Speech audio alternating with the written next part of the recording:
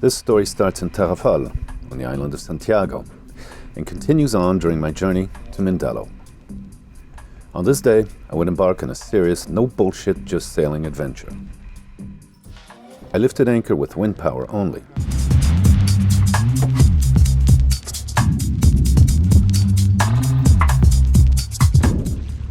It looked very promising. Yeah, there's a hole right here because of the mountain. You want to tow? I'm thinking here. Yeah, maybe. What do you mean, maybe? Okay, we'll bring out a line.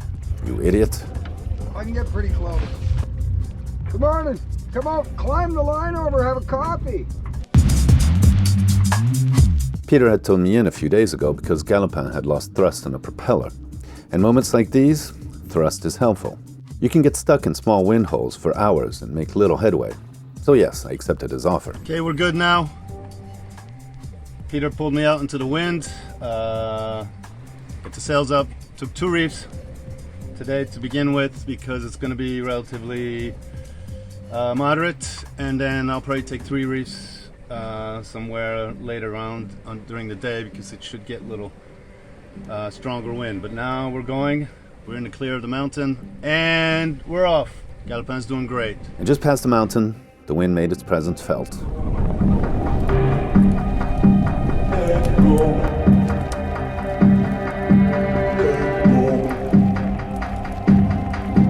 We had a long passage ahead and wanted to beat the strong headwinds forecasted.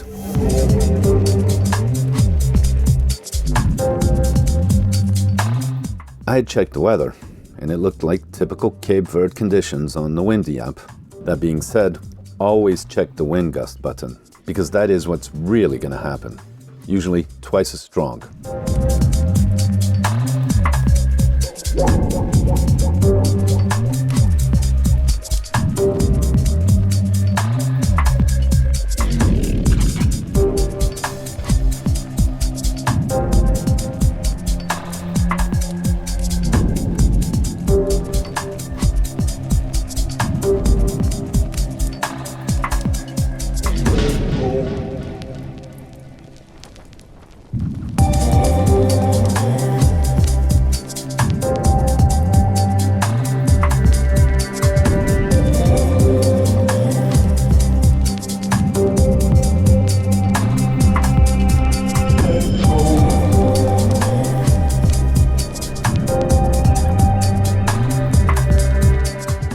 So far, it was great.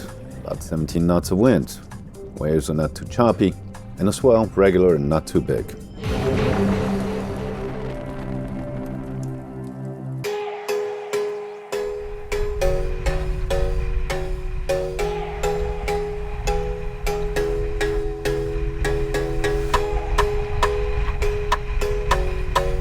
A few hours later, I'd lost sight of Peter's boat on the horizon. I could see him clearly on the AIS. He's only just a few miles away.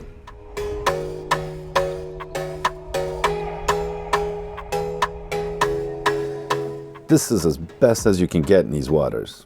We were not heeling much, but I still had to jerry-rig the seat cushion in place.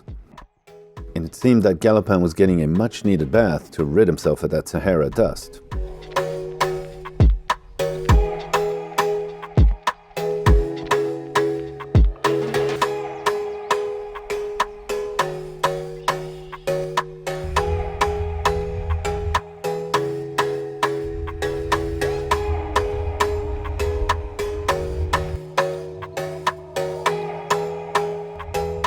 But as always, nothing really goes according to plan. Well, trying to beat up wind, and the Galopin doesn't go upwind that great. You can only go up at 60 degrees to the wind. So we're trying to get in between the islands of San Nicolau and Iarazu so we can go above San de Sao Vicente, come down the Sao Vicente Canal so I don't have to go up the Sao Vicente Canal without a motor. So it's a little tough, but the wind is, I think it changed a little bit and I got a bit of bearing. For a moment there I tried to tack, get a better angle, but as it turned out when I tacked, and it was a difficult one as you'll see, I ended up going directly backwards, like no progress up north, upwind. So I tacked back again and I'm back going in the direction and I'm doing much better. I'm doing like average of 5.5 to 6.5 knots, and hopefully by nighttime it should be close in between San Nicolau and Iarazu. And Peter's out there trying to slow down with me. His boat's just flying and he keeps going too fast, so he's actually just running on one sail because his boat's a freaking racer, man. Anyways, that's the lowdown right now.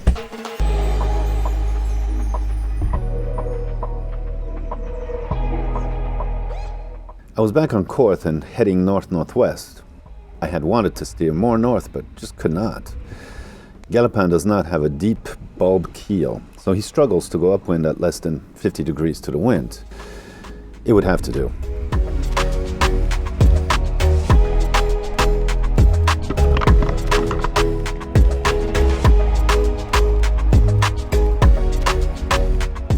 The hours passed and the day was coming to a close. It will soon be time to settle in for the night. I'll try to get a few hours sleep, mostly short naps, no longer than an hour. There's little marine traffic here, and no local fishermen in their small boats whom tend to stay near the coasts. Anyways, when I would lay down and fall asleep, a wave would slap the boat and wake me up. So I'd get up, check the AIS, look out across the horizon for any coming ship, and try again to get some much-needed rest.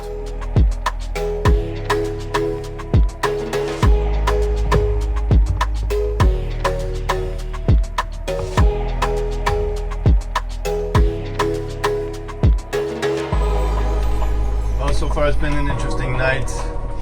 We're doing pretty good. Trying to sneak in between the two big islands, San Nicolau and a little group of islands to get around the north of Sao Vicente. Well, that's not going to happen. So,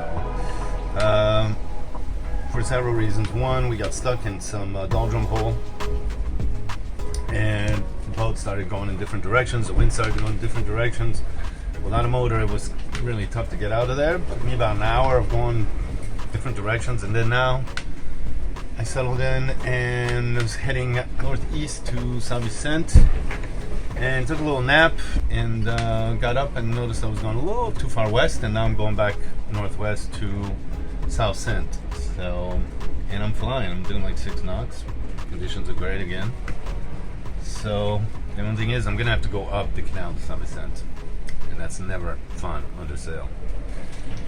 All right. Talk to you in the morning.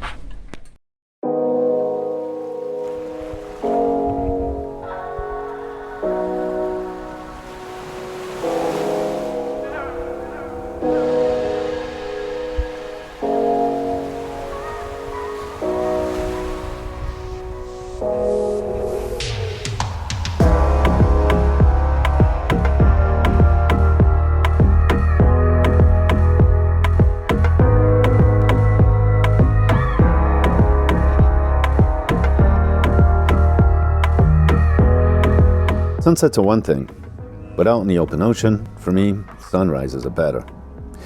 It's the beginning of a new day, and I could see the outline of Sao Vicente and Santantao Island.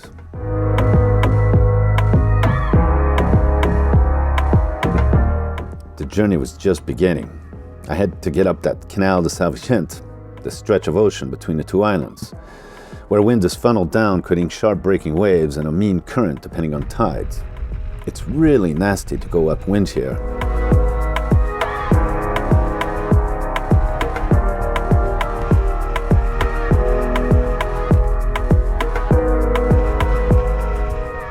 As I crossed the canal, the wind got stronger and waves bigger as I got closer to the opposite coast.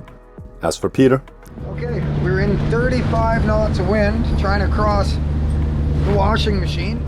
he was well up ahead and in the thick of it.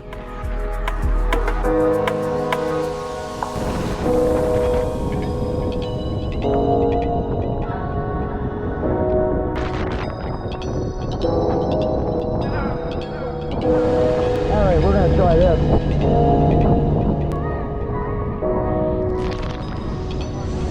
Alright, we're going out to do a tack in about 35 knots of wind. We were up at 40 for a few minutes there.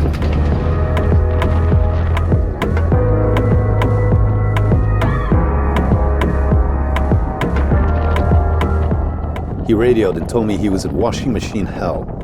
Then his motor died. He hung up. Luckily, it was just a clogged fuel filter, and he's a mechanic. He then was able to motor sail into the harbor. Well, that's refreshing. When I heard that, I decided to tack, man, and turn back and try to sail up the other coast. The wind was rising up to 35 knots and more. Usually, I would motor along one of the coasts, closely following the coastline away from the swell, but this was not an option for me.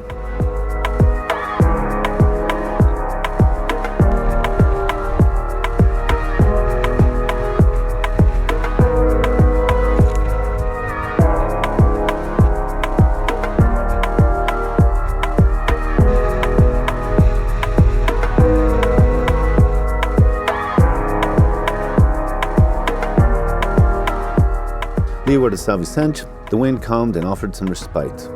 I tried to tack my way back and forth up that coast.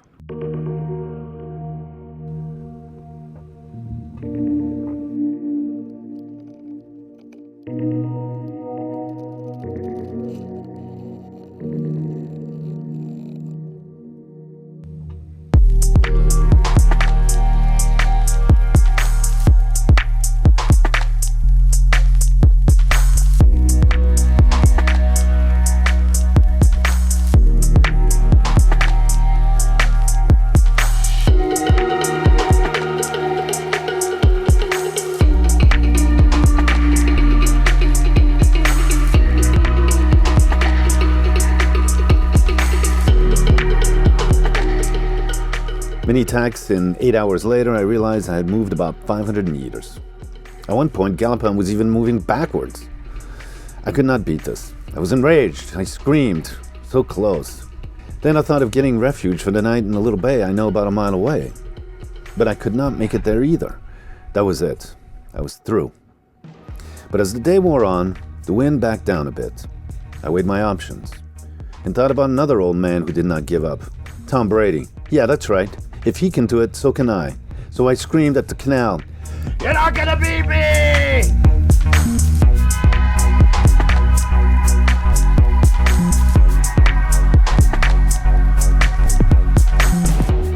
I trimmed Galopin's sails to the best of my knowledge and his performance.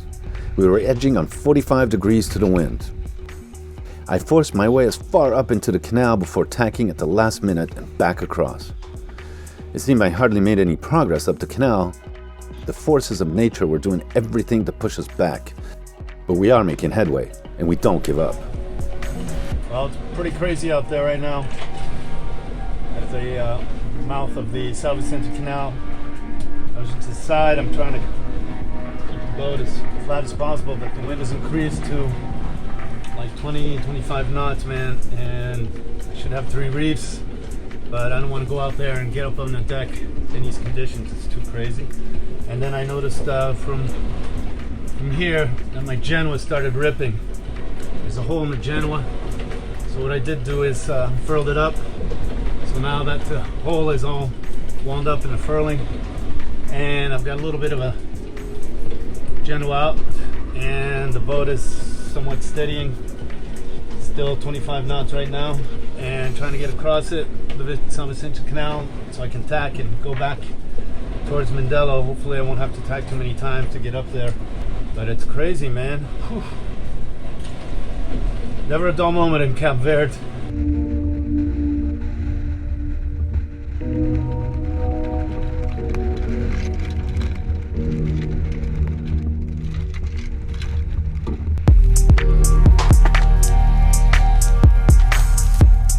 As well, I was tacking much better after that refresher course I had for the past 8 hours. I really needed that for what would be coming up. I'll be tacking into the night. Wind and waves did not let up much. On the contrary, we would be battered and soaked. For a moment, I imagined the worst case scenarios, and I prayed that nothing else would break on Galopin. I refused to give in to negativity and poised to get through this no matter what. We were close, but not quite nearly there.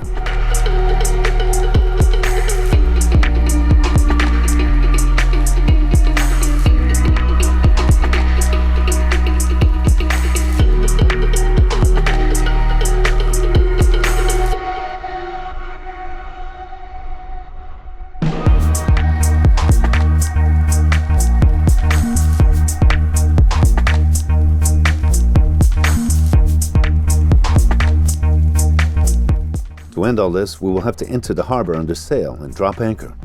No motor. So this is by no means over.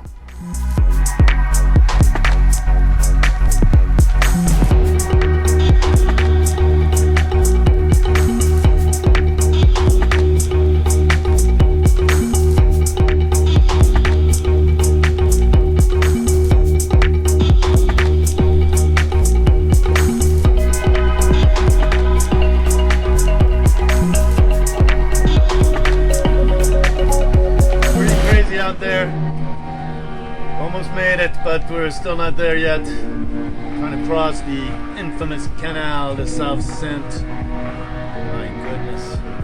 This is something else, man.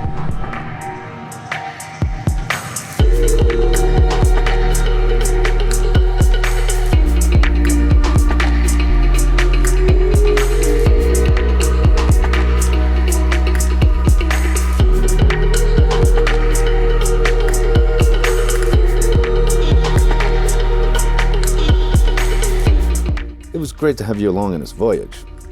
Give this a thumbs up and subscribe if you feel any value in this series. Me and Galopin promise you a good time every Wednesday, so welcome aboard.